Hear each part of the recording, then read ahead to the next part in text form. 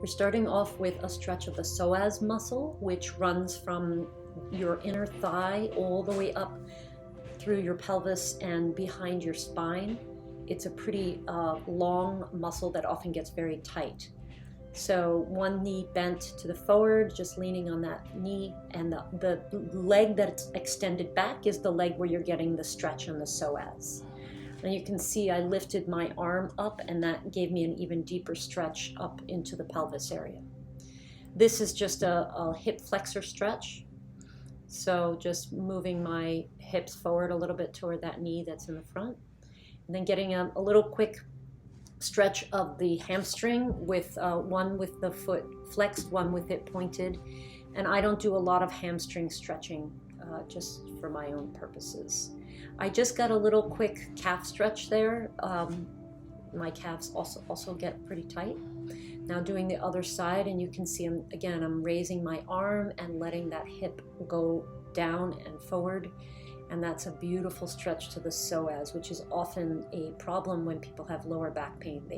It's oftentimes due to a tight psoas. So I do this stretch pretty regularly.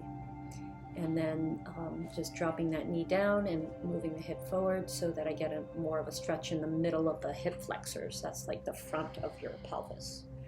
Another hamstring stretch here with the foot pointed and also flexed. Just a quick one, because I have a history of overstretching my hamstrings.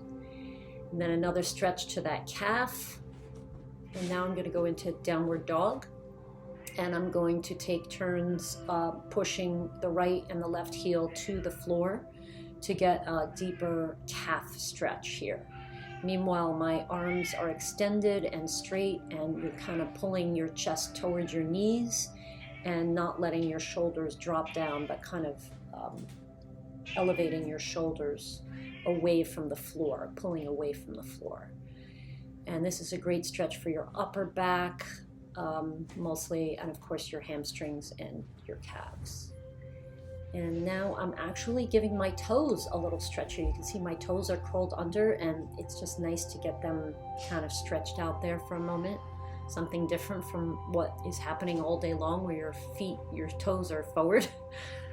And now just getting a little balance work to stand up and complete the exercise.